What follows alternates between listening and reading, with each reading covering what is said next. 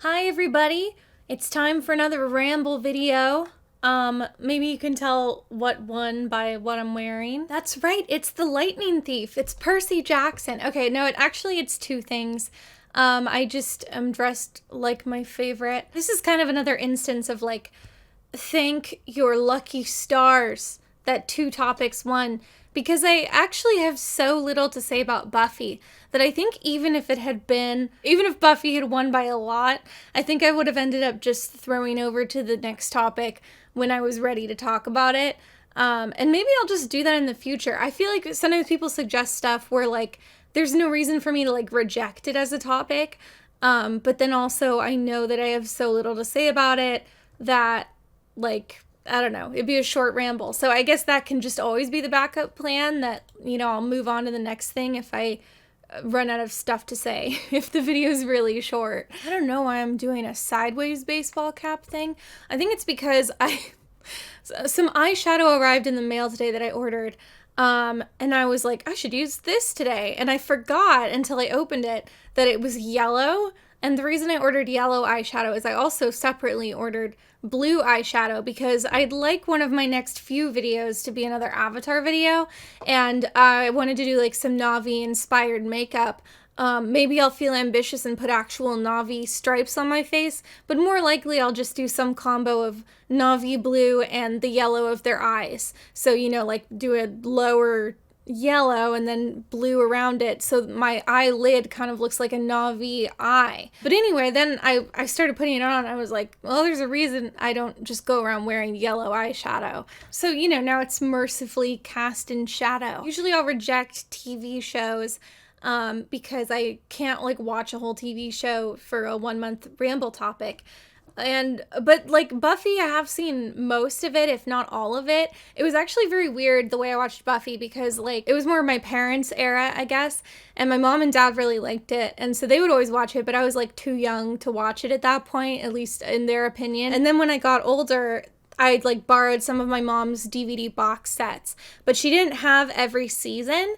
So I would literally, like, I would watch the episodes that were available. This was like before it was like that easy to pirate stuff, or at least before I was like savvy about it. I would like watch the episodes that we had, and then I would look up on like a fan wiki. There would be episode synopses so I could like read what happened in the interim. And the weirdest thing is like sometimes if the synopsis sounded interesting, I would literally read a transcript of the episode. Like I would read it in script format. And so that worked. So I feel like I watched mini episodes that I didn't actually ever look at with my eyes. And then there were like some story arcs that just sounded boring. So I would just read the synopsis and be like, I don't want to watch that. Anyway, my take on Buffy is just like, I don't like it very much. I feel like the thing with Joss Whedon is like very similar to like Sorkin dialogue, where the first time you hear it, you're like, oh, this is like a very inventive voice that these characters have, especially when Buffy was new, because now like so many shows have copied that writing style. But anyway, the first time you hear it, you're like, oh, like this stands out. This is a very inventive way for characters to speak. It's very like quippy and stuff. And then, like, after you see enough of it, you start to realize that all of the characters talk in the same sassy way. So it's not so much that, like, a character has a distinct voice as much as, like, everyone's kind of a stand-in for the writer. Like, they all talk the same way, and the way they talk is the way the writer talks. So it's almost like lines become interchangeable because they're all going to have kind of the same sassy dialect of, pop culture references. And I think another Whedonism is, like, it's hard to describe, but they'll make like portmanteaus of words, or they'll like turn a noun into a verb when it's not in like a way that's meant to be funny. But anyway, worse than that is that if that writer goes on to do another project and you realize that all of their characters in everything they write speak that way, I think that's even worse. Like, at least if it's contained to one show, you're like, that's the voice of that show. But then if you watch all their other stuff, you're just like, oh, this is just how they write every character in everything, which again is also very Sorkin. And so that's kind of annoying. I also think that Buffy had a lot of like reductive tropes. There also wasn't a lot of diversity. Like there was a lot of LGBT representation, but there were like not really many non-white characters at all. And again, I feel like it's easy to say like product of its time or whatever, but no, not really, because like the LGBT stuff was ahead of its time. So clearly stuff was on his mind, and he just didn't extend that to non-white actors. And also, I don't know, it's not so much a product of the time, because if you look at newer Whedon projects, that's true of like all of his main characters. So anyway, yeah, I think it's like fine, but I don't really like it very much. I certainly wouldn't go back and like rewatch all of it or anything like that, but I think that's true of like every TV series for me. Well, I don't know. No, yeah, that's true. Okay, no, actually, I would probably rewatch Hannibal. I thought that was a pretty good series. Game of Thrones, even though it ended really badly, I think Game of Thrones is really good to go back and just watch individual episodes, because they're so entertaining and the dialogue is so good. It has like great scenes in isolation. But anyway, yeah, probably just those two. I also think it's so good to compare it to Vampire Diaries, because it really bothers me that like Buffy kind of became known in like nerd spaces as a show that it's cool for guys to like, even though it's kind of a romance focused show that was starring a female character. And I think it's because Joss Whedon himself as a figure became known as like a nerd ringleader or whatever. And that bothers me, because if you compare it to the way people respond to the Vampire Diaries, which is written by a female showrunner, there's so much more scorn directed at it.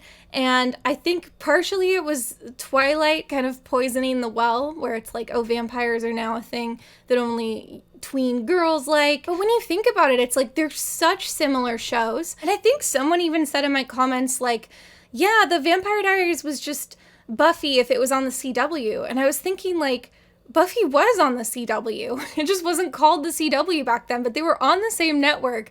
Very similar shows, but for some reason people's preconceived notions about what each of them represents in nerd culture has completely scared people away from one, even though I think it's kind of an improvement on the formula of the previous one. So yeah, I think Buffy is fine. I just think it doesn't, I think people like worship it to such a degree that's really unearned. Okay, now for the star of the show, it's time for Percy Jackson. I feel like I need to do another disclaimer about Percy Jackson, which is that I've not read any of the books. I was not interested in them. I never attempted to read any of them. And I think also like I was aged out of them by the time they got big. That might be untrue. I'm not sure. I think some people might have imagined that that wasn't the case because I went out of my way to see the Percy Jackson musical on Broadway when I could have seen other things that were on Broadway at that time.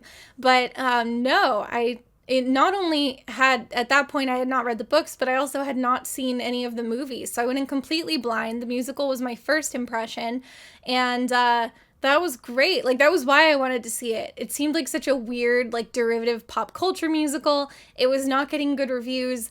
It seemed to me like it was going to be short-lived, and I thought, like, oh, that would be a really weird experience to see that as a Broadway musical and nothing else. And I was right.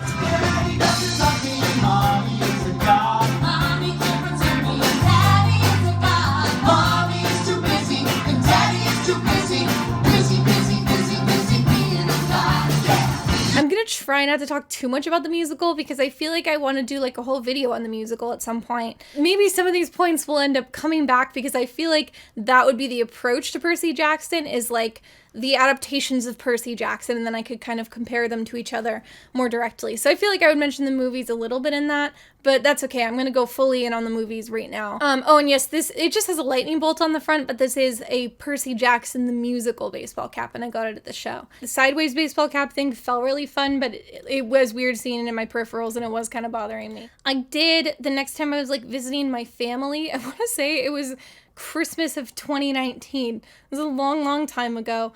But I at that point, my dad like put on the first Percy Jackson movie. So I had seen that one, but it had been like a year. And so preparing for this video, I thought, you know what I should do is just watch the second Percy Jackson. And then, you know, if I need a refresher, I can go back and rewatch the first one. But I thought that would be good because I was thinking, I bet a lot of people that watched these movies when they came out were not fans of the books. And I think that there was quite a gap between the two films. So I was like, well, if I just watch the second one without a direct primer, that'll probably be the most authentic experience too if I was watching it when it was new. So I did, and yeah, I'm glad I did that. It was very weird, like, approaching the characters of Percy Jackson when I couldn't quite remember how they had characterized them in the previous movie, because they were all startlingly flat. There was just nothing. If I didn't have vague memories of what their characters were from when I had seen the first movie and the musical, I think I would have been, like, really lost. Like, they kind of just didn't have personalities in the sequel. So I did go back and watch the first one after I watched the second one. I guess I'll address them in order to avoid confusing you if you guys aren't familiar with Percy Jackson. So the first Percy Jackson is already a deeply, deeply flawed movie. The most glaring thing is the kid that plays Percy Jackson just can't act. And I feel like I usually try to, like, softball it when actors give a bad performance, where you're like, maybe he wasn't directed well, or, you know, I saw potential. But with this kid, I honestly didn't even see potential. He was just a really bad actor. And I remember there was, like, recent discourse when they announced they were doing a Disney Plus Percy Jackson, where people were like, it wasn't Logan Lerman's fault he was in that bad movie. It was kind of like a Hayden Christensen thing, where it's like, the movie was bad, but the actor wasn't bad. We should give him another chance. Bring him back. We'll all be happy to see him as one of the gods or one of the teachers in the Percy Jackson reboot. And it's like, I don't really care if they bring him back, because if there's a bad performance of one of the camp counselors, who really cares? That's not going to bring the production down. But it's also like, you know what? No, don't bring him back. There's really no reason to reward the fact that he was just a bad actor in it. Like, he didn't bring anything to the table. The movie was probably worse for him being in it. And from my perception, he was entirely cast for his looks because, you know, he's a good-looking boy, but also he looks remarkably like Zac Efron in High School Musical. I don't know if that's true anymore, but the way he was styled, the way his face is arranged, if you just look, like, nose up, like his entire eye region and his little bowl cut hair, it was all so Zac Efron. It was very obvious he was cast for that and then styled for that. The first movie, I think, even makes, like, a High School Musical joke, because the whole time I was watching the second one, I was thinking, like, man, this guy looks like Zac Efron. Was this contemporary of High School Musical? Like, was that on purpose? And then the first movie made the High School Musical joke, and I was like, okay, yeah, it was still topical. It was still on people's minds. That's why they cast this boy. He just gives so many questionable line reads. Like, I'm trying to remember, there was one line where there was, like, repetition in it. I'm going to try to insert clips wherever I can find them.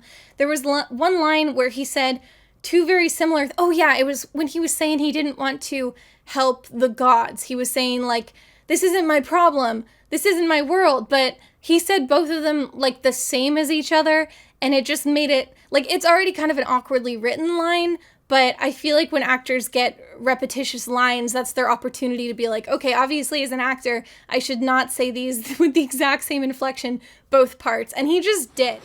And if it's not returned by the summer solstice in 10 days, there will be a war. This is your problem, all right? Not mine. This is about your world, not mine. I don't know. I think there was very obviously a directing problem in this film, too. I think this was a Chris Columbus film, at least the first one was. And, you know, he did a really bad job.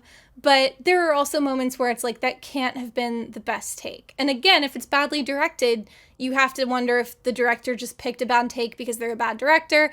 But it's like, when all of his line reads are bad, that's when you know you're not in good hands. And I think another easy way to look at bad actor versus bad director is if you look at the whole cast. And, like, the Star Wars prequels are another good example of this, because it's like, the performances of everyone in that movie seemed bad, and all of those actors have, like, done other things and been fine, if not great, in them. So you can look at the prequels and be like, that's a directing thing. Those are the takes he chose. Those are the reads that he wanted from them, and it wasn't really their fault. But Percy Jackson, it's like, some of the characters come across totally affable. They say their lines with personality. They're trying their best. And then other actors are just flat. And that's when you're like, okay, it's the actor. Like, I think Grover is a good example. I'm not familiar with this actor. I don't know if he's been in other things, like, before or since. But Grover, like, every line that he gets, he's acting the heck out of it. He's giving 100% of his face. He is, emoting like crazy, and he's kind of like the comic relief character. I actually find the character of Grover really annoying, but of the main trio of kids, you're like, well, that's the one guy that's trying. That's the one guy that's like, I'm happy I was cast in a movie and I'm going to do my best. And the other two are just like, I'm really hot. They're lucky I'm here. The ranking of the actors of the main three kids are definitely Grover, Annabelle, Percy. Also, if we're talking casting, there is the character of Luke. By the way, spoiler warning for Percy Jackson. So Luke is like this older camper and just like a cool, nice guy, and he's the lightning thief. So his role in the story is he's supposed to seem like a friend, and then he betrays them. It turns out he was working with the bad guy. He's the one that stole the lightning bolt. He's trying to start a war between the gods. In the musical, which I saw first, Luke was just like, he was like the hottest guy in the cast, and he was just like very congenial. So you were immediately like, okay, this is like everyone's favorite guy on campus. Like, he's good looking, but he's not cocky about it. He's nice to newcomers. Everybody loves Luke. I also, when I saw the musical, was immediately like, okay, this is the lightning thief, because there's like, his character didn't go on the quest with them. And then also the moment that made me think he was the lightning thief is there was like one line where Annabelle implied that she had a crush on him. And I was like, oh, so he's kind of a romantic rival, but also Percy likes him. So, you know, what are they going to do with that? Because obviously that's Percy's love interest. And I was like, oh, he's probably going to betray them and be the bad guy, because narratively that's the only direction he could go in that would really make sense. But, you know, to their credit, other than that, if you're not thinking about like what is the narrative role of Luke, there was no real indication he was the bad guy. Like, he just seemed like a good guy. Like, oh, Luke's cool. In the movie, I'm not trying to be mean, but I don't know, like, casting is a thing. The guy they picked for Luke in the film, I don't know why they picked him. Like, I don't know if the director had worked with him before on something or whatever, but like there wasn't really anything wrong with his performance, but he just didn't ring true for me in this role. I feel like this actor, if I was typecasting him as something, it would be like an evil computer nerd.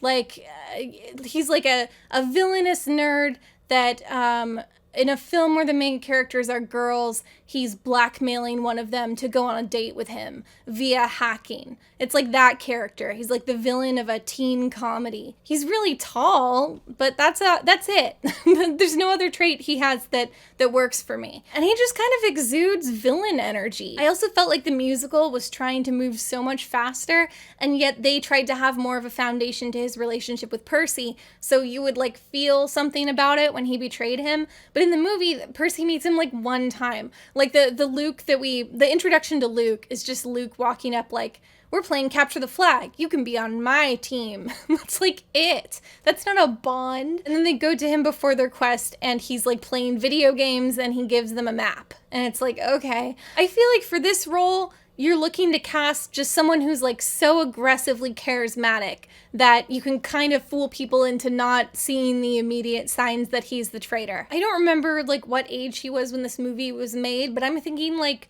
Chris Hemsworth's younger brother. In fact, especially if he's Australian, just get like a good looking guy with like an Australian accent, because as Americans, Australian accents are coded as friendly. Like, it just makes you seem like a cool, chill guy that's like laid back and you want to get a beer with him. And I think that's what you need in Luke. Instead, it's just like this creepy nerd boy that kind of seems sinister and then is evil. But when he turns evil, he fails to be intimidating. It's like the worst of all possible worlds. Another thing is that, like, automatically written into this universe, you can clearly see that this is supposed to be a comedic story. And they were trying so hard to be Harry Potter that they were just like really trying to make everything serious and grim. This Beanie Baby is gonna keep falling the whole time, but that's okay. By the way, do you like Aragog's cosplay? He is ready for the beanie video. I'll talk about that at the end. I also see some real story problems in Percy Jackson that seem entrenched in the actual source material, but again, I haven't read the book, so I'm not sure, but this was a commonality between the musical and the film. So the film starts with Percy like kind of the new kid in school, and on a field trip he gets attacked by a harpy. By the way, there's a scene where his teacher gives him like a pen that can turn into a sword, and I feel like this scene had a great moment of like, this kid cannot deliver lines that were written to be comedic. I feel like if someone's like, only use this when you're in grave danger, and they hand you a pen, that's supposed to be kind of like a flat sarcastic line where he like looks at it incredulously and is like, this is a pen, and that's it. But instead he's like yelling it. It's such a weird choice. He like gets the pen and he's like, Only use it in times of severe distress. This is a pen. This is a pen. Taken to his mother. this is a pen! This is a pen! And it's like, what are you doing? Another sidebar about the pen thing is that he gets the pen and then he holds on to it for like, I think days in movie time. And then the next time he's in danger, Grover's like, use your pen! And he's like, what are you talking about? It's just a pen. And Grover's like, if you click it, it'll turn into a sword. And he does, and it like bursts forth almost dangerously into a huge sword. And I was thinking, like, if you hand a kid a clicky pen, the first thing they're gonna do is click the pen. That's probably even true of adults. It's just like compulsory. Like, you get this object and then you like fiddle with it. And so yeah, that was a very dangerous thing to give him without telling him that's what would happen if he clicked the pen. So anyway, Percy is determined to be in danger, so he has to be sent to Camp Half-Blood, which is a camp for the half-children of Greek gods and goddesses. For some unknown reason, his mom is driving him, so it's him, his mom, and Grover. Grover is revealed to be a satyr, the guy with the goat legs. Is it called a fawn, actually? Anyway, Grover, I don't know if Grover was black in the books, but I feel like we also have to address that Grover's role in the story is he's not a half-god, and he doesn't really have, like, cool powers. I guess he's strong because of his goat legs. And he is like supernatural at least, but Grover's role is that he's a protector. So he's literally just like Percy's servant slash bodyguard. It's like, it's just very bold to write in a black best friend sidekick and literally say in the narrative, like, my role is to just help you on what you're doing. I don't have my own arc. I just lost the jellyfish again. I can hear it. Looks like he's wearing a little fascinator. So anyway, it's Percy, his mom, and Grover. They're all packed in a van. They're going to Camp Half-Blood. And then they get attacked by like a big, I think it's like a minotaur. And so it's like wrecking things. It's like this big horrifying monster. And they're running to this archway that leads into camp. And then they reach this like magical barrier, and Percy's mom is like, run, Percy, I can't go past this barrier because I am not supernatural. I'm not part of the Greek gods. Mom, what are you doing? This is as far as I can go. Come on. I can't go through. I'm not like you. Look, I'm not leaving without you. You have to. Percy, go. You're safe inside the gate. And I'm just thinking, like, if this was a danger, why didn't they just send Percy with Grover? I'm sure Grover has at least a learner's permit. Like, if you know you're being pursued and you'll be safe when you get inside the barrier, but one person will be left outside behind the barrier to be murdered, maybe just don't bring that person. I'm sure she can say her goodbyes from the apartment. So anyway, this is my narrative problem with the movie, because Percy's mom gets crushed to death, and then he gets like knocked out by the Minotaur. And again, spoilers, Percy's mom's death is not actually a permanent death. They are able to retrieve her later from the underworld because, you know, Greek mythology and all that. So they're able to go there and get her back. But the thing is, at the moment she dies, and for most of the movie, we think that she is actually dead, that she just got murdered in front of him, and Percy thinks that she's dead. I think you do see a lot of kids' stories where the parents get killed off. I talked about it a little in my Vampire Diaries video. You usually have to remove the parents somehow from the story if their underage kid is going to have any adventures without the parents being like, absolutely not. That's very dangerous. So sometimes this is accomplished by killing them off. Usually if they're killed off before the start of the story. Like the grieving process, the immediate grieving process has already happened. Also, sometimes you'll have an adventure story where the parents get killed at the beginning, like it happens in the action of the story, but usually that's surrounded like by a battle or something where it's like, where, you know, they're living in their peaceful town and then enemy invaders show up, raze the whole town to the ground, like kind of a Luke and Uncle... I almost said Uncle Ben. A Luke and Uncle Owen / Aunt Beru situation. So it's like they get murdered, but it's in a very dark place in the story. And then there's usually some kind of like time jump. Like it shows the character like, ah, no, like screaming or crying or like collapsing to the ground in grief. And then it cuts to a bit later. Whenever a character's parent gets killed and then we're following them in the immediate aftermath of that, it's usually because so much action is going on in the story that there isn't really time to unpack it. So it's weird to use Divergent as an example, but I rewatched it fairly recently. Might do a Divergent series video. And in Divergent, she is like running from the bad guys and her mom comes to help her and her mom gets shot and dies. And she obviously like cries and freaks out, but it's like, oh my God, I have to keep moving or her sacrifice will be in vain. And that's kind of like the climax of the story. And things stay very serious from there on out. It's very weird if, this is another weird example, I'm sure no one's seen it. There's a Taylor Lautner movie called Abduction, or maybe it was Abducted. He's like a little boy action hero. And there's a scene like midway through the movie where he goes to his house and his house has like a cartoon bomb inside and his parents get murdered and they die. And then he has to keep running because, you know, he's still being pursued. That's all fine. But then also, mere scenes after that, he's like joking around. He's like trying to get his game on with like a hot girl that's his co-star for the whole movie. He's smiling. He's making like puns and quippy one-liners at the bad guys. And it's like, this guy's parents died this afternoon. So anyway, Percy Jackson goes the abduction route. So his mom gets smooshed to death by the Minotaur, and then Percy, who's been trying to save her and failed, gets knocked out by the Minotaur, and he wakes up in like the med tent at Camp Half-Blood. So he wakes up and he's like, it's almost a comedic scene. He wakes up and he's like, I had a weird dream. You had weird goat legs. And then he sees Grover's goat legs and he's like, whoa. And then he realizes that that means everything else was true. And he's like, that means my mom is dead. And he's just kind of like, oh, no.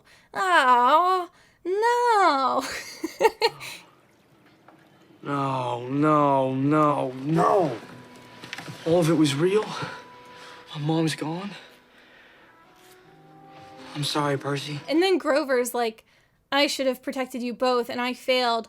I'm sorry, Percy. And Percy kind of like claps him on the shoulder in like an all right bro way. Like, it's like he's forgiving him for like missing the winning shot in a game. Like, don't sweat it, man. It is what it is. And then it just immediately smash cuts to Grover being like, this is Camp Half-Blood. Here's what you need to know about our crazy camp. And it's just like a normal scene. Like, his mom didn't die. It didn't matter. It all amounted to nothing. It reminded me of that sequence in Mean Girls. You know, there's like the iconic scene where Lindsay Lohan is new to the school and her new friend has to show her around the cafeteria being like, these are the cliques, those are the math nerds, and those are the cool cheerleaders. Just picture that scene, but also like Lindsay Lohan's parents have been killed by mercenaries in the scene directly before it. And nothing about the tone is changed by that. And now since I'm talking about the camp, I want to address one of the biggest problems with this series is like, I know a lot of people like it. I'm sure the books are fun, but they are very obviously derivative of Harry Potter. That's just the way it is.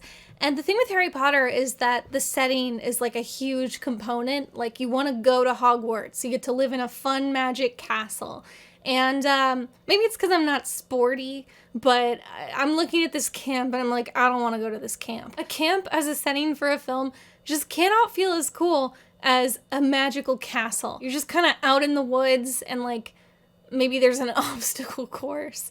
They try to like make up for it because they have some kind of like weird boathouse with no walls, and then the centaur teacher is like, your dad built this for you, Percy, and Percy's like, all of this is mine, and it's like, well, it's really just a floor and a ceiling. Speaking of centaurs, I think it's kind of nice how for the supernatural characters, whenever they're in disguise in the real world, their powers are disguised as disabilities. So like the teacher who's a centaur in the human world, he's a guy in a wheelchair. And the satyr character is on crutches because he has the goat legs that he's hiding. And Percy Jackson has struggled in school and is kind of a misfit because he has ADD and dyslexia. And then when he gets to camp, they're like, your ADD was actually your battle instinct because you're a demigod, and your ADD was actually because your brain is wired to read Greek instead of English. By the way, in the second movie, they just like give up on this. Like whoever wrote it forgot, I guess, because there's a scene where they're in a coffee shop and there's it's a supernatural coffee shop. The guy behind the counter has like 8 arms, so he's making a bunch of lattes really fast. And it temporarily cuts to what it looks like to the human patrons of the cafe. And from their point of view, he just has 2 arms. I thought it would be like he has a prosthetic arm or something like that. But it's like, no, he just has 2 arms. So yeah, they didn't even try. So anyway, they're at this camp and Percy meets the daughter of Athena, and Grover is not a demigod, and those are like his core friends that he has to go on a quest with to find Zeus's lightning bolt and return it to Zeus before Zeus starts a war. So then the rest of the movie is like a road trip movie where they're going across the it was like they have to get all these objects. It was very tiresome. They believe, okay, no, sorry, there's so much to unpack. They don't have the lightning bolt, but Percy's trying to get his mom out of hell, and I think maybe he thinks Hades also has the lightning bolt and he's going to like beg him for it. In order to get to Hades and then get back, they need these magical pearls that transport you to the underworld. And so they have to get enough pearls for all 3 of them. So the whole movie is like a quest. All the pearls are in different locations in the US. So it's like we have to drive to this place with a pearl where there will be some kind of villain battle. And then we have to drive to that place with a pearl where there will be another villain battle. At one of them, they have to fight Medusa, and they cut off her head. And then they stay at a motel, and I wanted to spotlight this scene because this is another instance of like horribly failed comedy. Like it was obviously written into the script as a comedic moment, and then it wasn't the way it was edited or performed. So they're in this motel, and they have Medusa's head just set in the sink, and then Grover is like afraid of the head. Oh, guys, I can't pee with her watching me.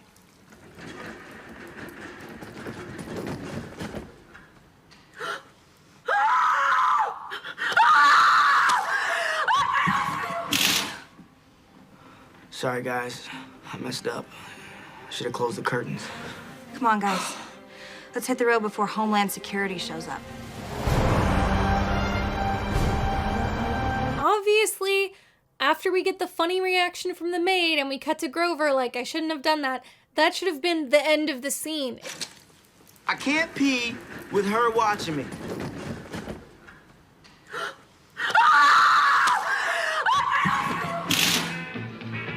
Should have closed the curtains. So anyway, they go to hell, they meet Hades, and then they get Percy's mom back, and they're like, oh no, we don't have enough pearls for everyone to get back. I don't remember if it's that they didn't get enough or if they just lost one. It doesn't matter. Anyway, they're like, there's 4 of us, but only 3 pearls. One of us will have to stay behind. Percy's like, I'll stay behind. And then Annabeth is like, no, I'll stay behind. And I'm waiting for Percy's mom to chime in as like the adult, and that doesn't happen at all. Finally, Grover is like, it's my job to sacrifice everything for you. That's what I'm for, which was terrible. Guys, knock it off. I'm staying because I'm the protector. And the best part about this moment is like how little resistance Percy puts up. Like he's like, no, Grover, don't stay behind. And then Grover's like, no, I will stay behind. And Percy's like, okay, thanks, man. Grover, come on. Look, man, I don't want to hear it. Just go. It's my duty. It's what I'm meant for. I will come back for you. They go back to the human world. Luke arrives and like reveals that he was the lightning thief. And this is another huge issue that I have. Percy Jackson.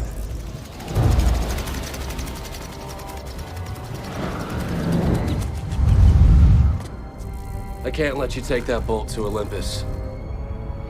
I'm the lightning thief.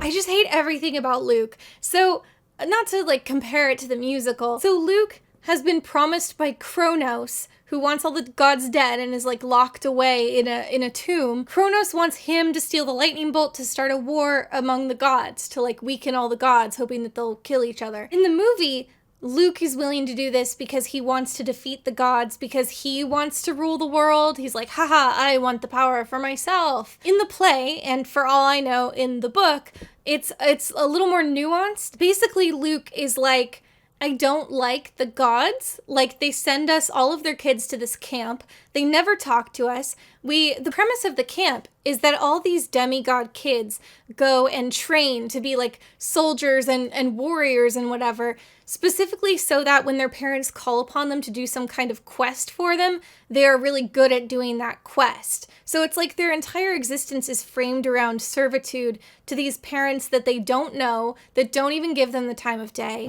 Chiron always always says our parents made camp as a safe magic space. The truth, so they don't have to see us. They don't bother to show their face. So Luke has noticed that, and he's like, that sucks, and I'm mad about that. So he just wants all the gods to fight and defeat each other because he's like, these people are jerks and they shouldn't be in charge. I don't want to work for them. We're all brainwashed at this camp and it's not right. And I agree with Luke. This is a good take. It's not great that Luke is just willing to kill all his classmates who get in his way, but I feel like this version of Luke functions as more of like a Magneto character where it's like, Percy, I have no quarrel with you. In fact, I like you and I hope you'll join me. But this is what needs to be done. I'm right about things. You know, the Magneto thing. It's using you to get back into God! Good! I've been here since I was a kid. I did everything they ever asked. Yeah, I did. And for what? Movie Luke, there's no anguish. It's just like, heh, I will kill you, Percy. And he's so unintimidating. I'm just looking for scenes I've made notes about. So Percy gets the lightning bolt and he goes to deliver it in Atlantis. This woman that I think is meant to be Athena has like one line. I don't know this actress. I don't know if she's actually British. If she is British, she has the fakest sounding British accent I've ever heard on a real British person. You have only yourself to blame. Please.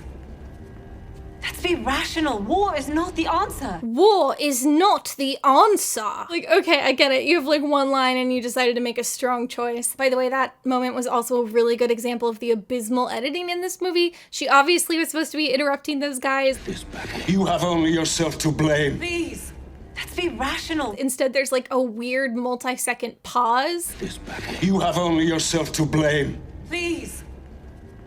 Let's be rational. It just totally kills the flow of the scenes. It makes the whole thing so stiff and weird. So then we get like an interaction with Percy and his dad trying to do the whole Luke is not right thing. Basically, Poseidon is like, actually, Percy, the reason I haven't been around your whole life is I loved you too much. I loved you so much that Zeus said it was too much and he made it a law that I couldn't be around. Otherwise, I totally would have been around. Percy just buys this. If that were me, I would be like, this sounds extremely fake. Conveniently, all the other gods have filed out of the room at that point. I would be like, can you bring Zeus back in? And I want to see if he corroborates this. Then again, Zeus is not a stellar dad or family man either. So yeah, he probably would corroborate it. I wouldn't trust him. Annabeth has this one brief interaction with her mom, and then they cut away from her mom and they add a line very obviously in ADR. It's clear that they were watching the edit and they were like, this interaction seemed ice cold. We have to try to repair it. Hi, Mom. Annabeth. I'm so proud of you.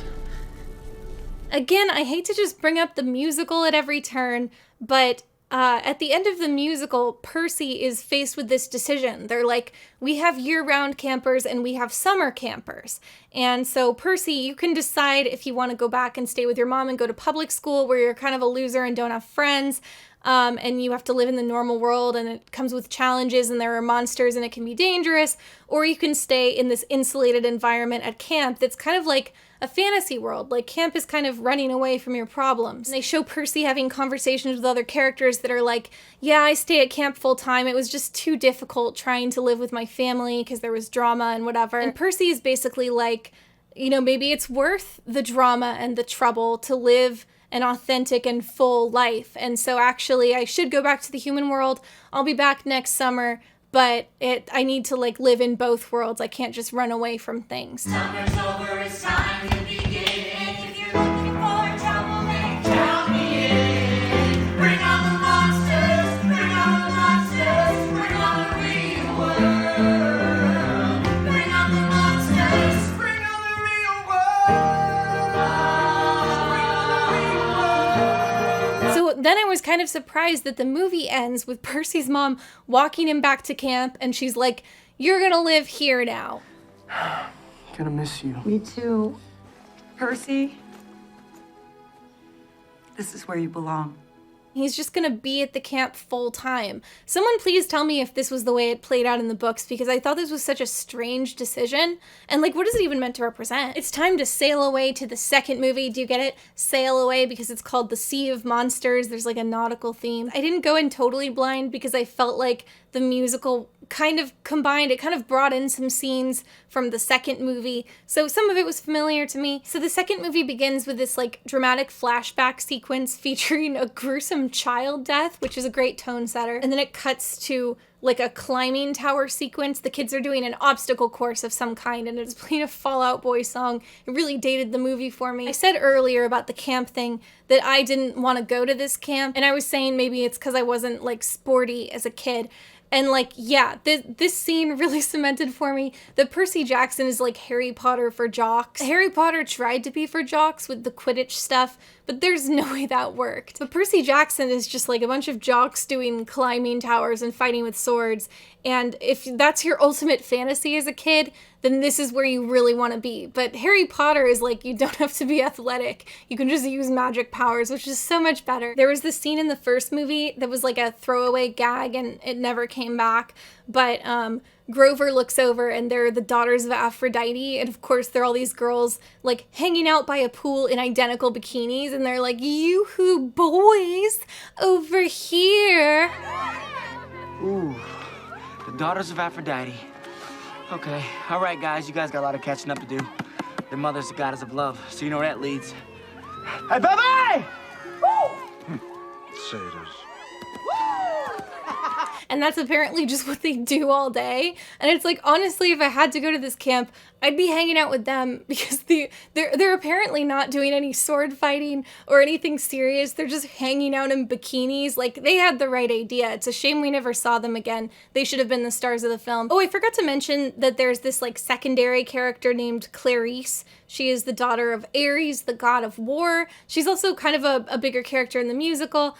Anyway, she doesn't go on like quests with Percy. She's just kind of like the jock bully, like aggro character. Like, she's a poor sport about games. She's always like, you know, she's not actively bullying people outside of the games, but whenever they're doing a game, she's like shoving people and being mean and being like, ha, I'm gonna beat you. You're weak. I thought she was like a more interesting character than most of our main cast. I was really hoping in this movie that she was going to tag along with them. I kind of like that dynamic of like the bully is also part of the friend group. Like, they just have this aggro jock friend, and like, yeah, she can be a bit much at times, but she is their friend. They hang out at lunch and stuff. I just wanted her to be like the Rainbow Dash of this group, but we didn't get that. In the first movie, Pierce Brosnan was their centaur teacher. In this movie, it's Giles. So there's a little Buffy connection for you guys. The whole prologue at the beginning with the child death was setting up how this little girl died and then Zeus felt bad for her, so he turned her into a tree.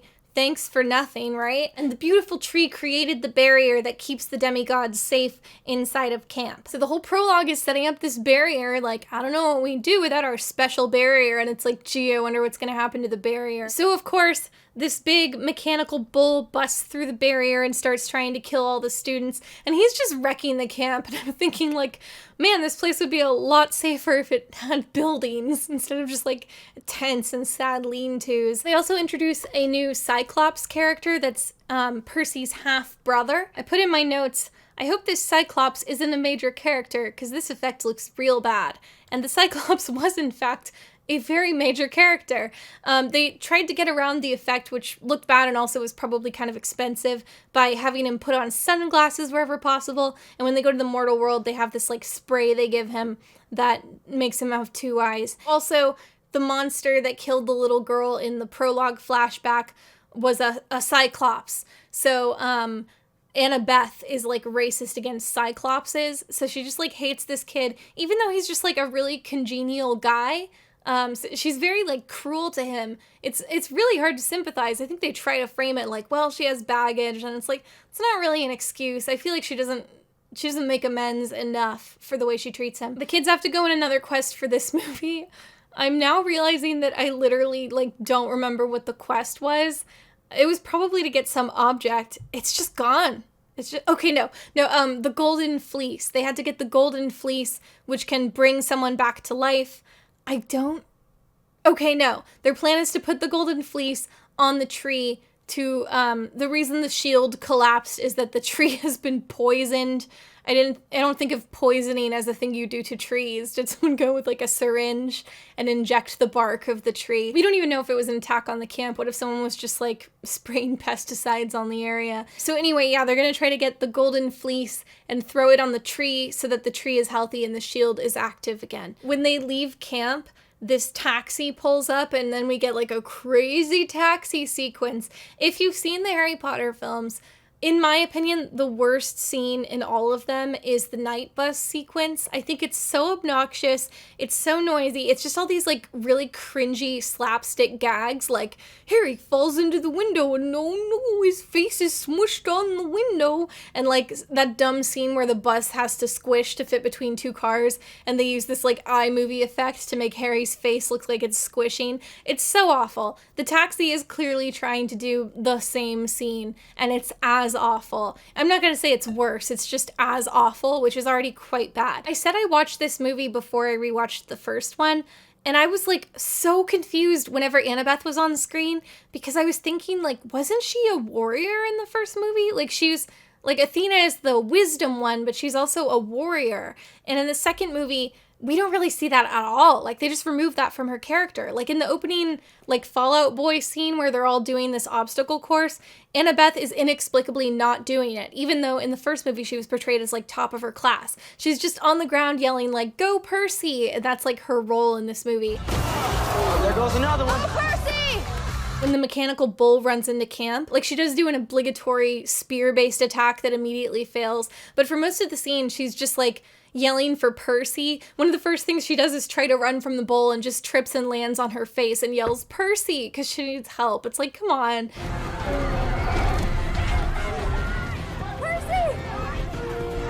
Come on.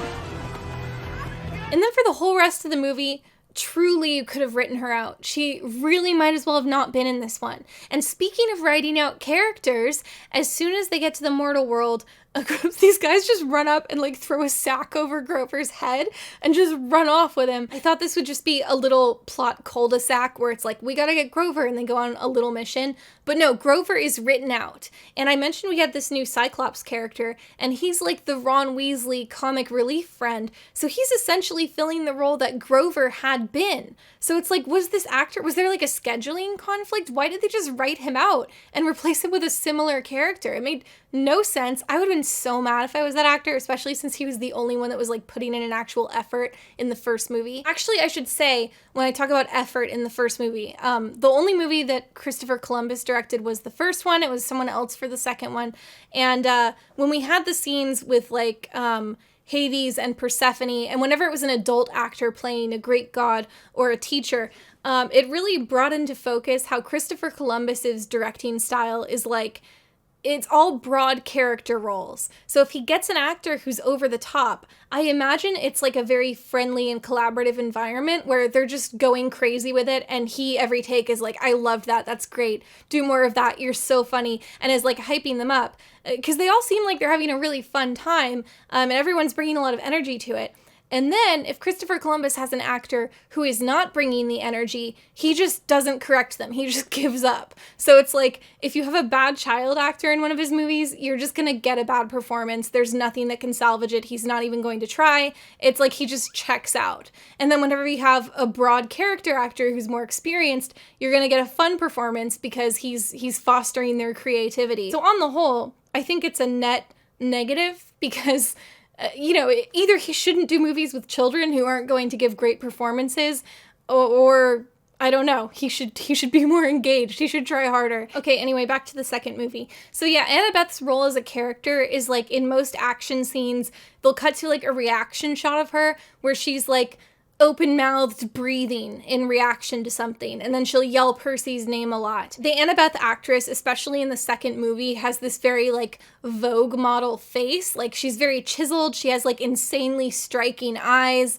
and like arched eyebrows. She just has like resting intense face. So I think that's how she got pigeonholed into just like, okay, we'll just have her react to camera about stuff by kind of like opening her mouth and staring piercingly at us. And that's not enough. Percy is also giving me nothing, and we only have 3 main characters, so that's bad. I made a note in my in my little Word document that just says, is Chris the bad guy? Also, am I supposed to know who Chris is?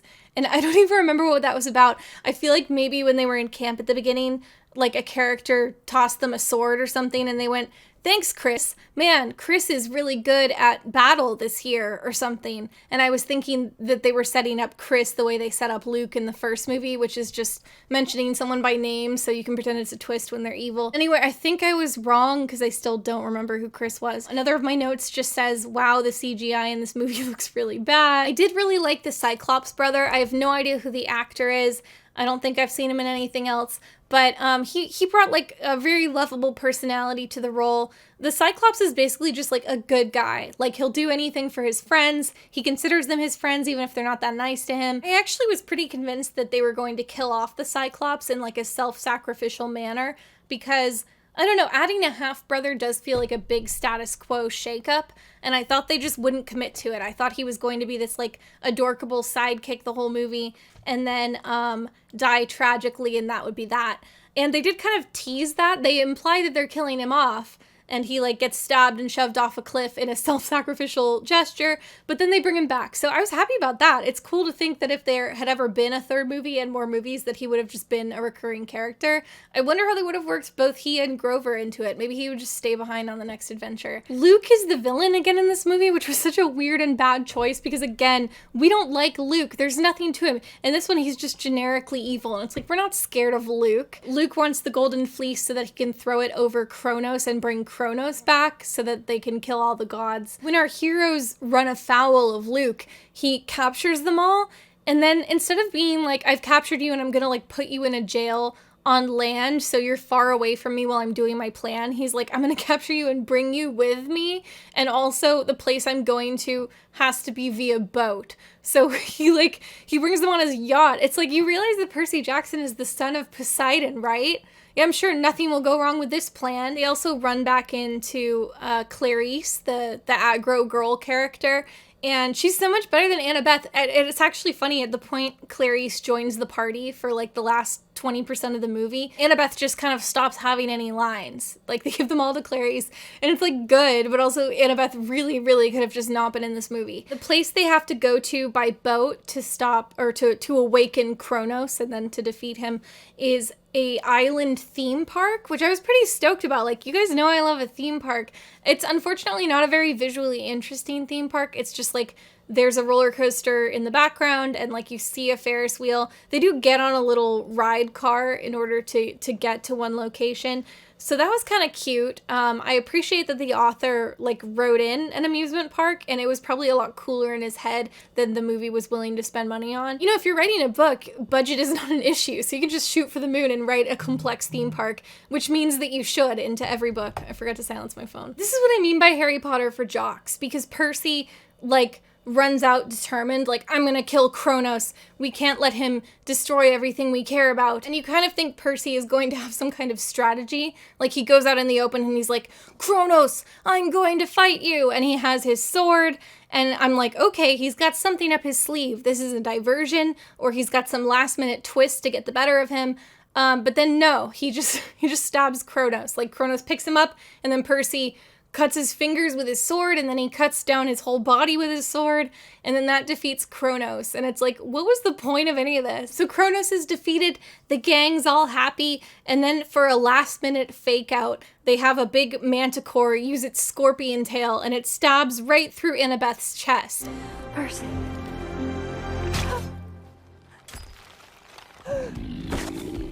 She died the way she lived, yelling Percy and opening her mouth really wide. Obviously, they used the Golden Fleece to bring her back to life. It was like a 1 minute fake out, if that. Then they all go back to camp, and they write in a new character. It's not really worth explaining how. But anyway, this movie ends on a cliffhanger, which I'm very charmed by. I love when things end on a cliffhanger, when you, from a position in the future, know that it never received the funding for a sequel. That's just like amazing. Oh, also the sequel tease involves this prophecy where Percy Jackson, some big thing is gonna happen when he reaches the age of 20. And in the books, I guess he's like really young, but in this one it's like okay, he's no younger than 18, so that's gotta be really soon. And there's some line like, a lot can happen before you turn 20, and it's like, can it though? Anyway, these movies are very bad. I think that if they had allowed them to be campier and sillier, which I believe the books were and which the musical definitely was, they could have been much better. It seems like in the first movie, the screenplay was more comedic. I don't think that was true of the second one. The second one just sucked. But just a lot of people were stumbling in their steps in the process, and the movie really suffered for it. I would maybe sometime do a video on the Percy Jackson musical and also just like the discourse around it. So anyway, now it's time to talk about my upcoming videos.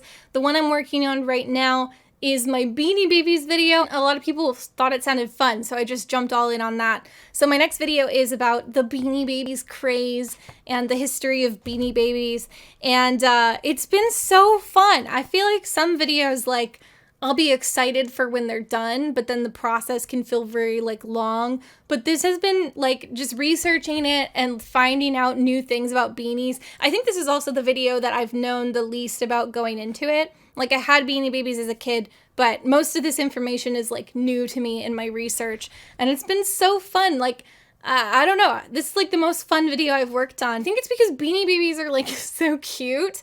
They're so silly looking. So like, you'll read something really serious, and then in the back of your head the whole time, you know it's about these like silly little Beanie Babies, and that just makes it so whimsical and delightful. And I've found so many cool old artifacts from Beanie Baby history. I ordered all these magazines about Beanie Babies, Mary Beth's Beanie World. I've got several of these.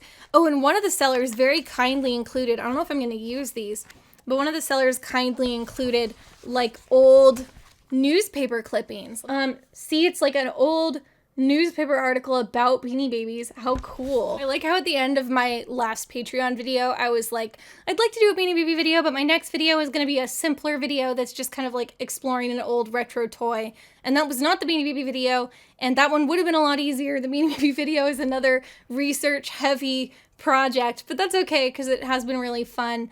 And I'm hoping to get that out before the end of February. I feel like that sounds like a really long projection, but at this point, I'm still researching it and finalizing what I'm gonna say, and then I have to edit the whole thing. I feel like I've talked about it before, but I feel like there's still a lot of mystery as to like the video process. A startling number of people seem to still think that it's just a vlog, that it's like stream of consciousness, and that's insane to me. Like, I can't imagine someone watching the Vampire Diaries video and thinking that I just sat down and talked at length. I feel like it's kind of like writing an essay. Like, at this point, the only parts that aren't pre-written are like jokes and stuff. But I sometimes feel like the most time consuming is like finalizing it, because to me the most important thing is like, what order are things going to go into. My Beanie Baby script at this point, I guess I have to remove like a whole page and a half that's just my list of references, but it is, without those pages, it is 23 pages long right now. Yeah, I would say that this script is 70% done. Anyway, thank you guys for another month of support. I hope you liked the Percy Jackson video, and a lot of you guys are new. A lot of people joined when the Vampire Diaries video was being smothered by the system. So welcome if you're new. I hope you stick around. I'll see you, I guess you'll see me in a Beanie Baby video, and then I'll see you in a month.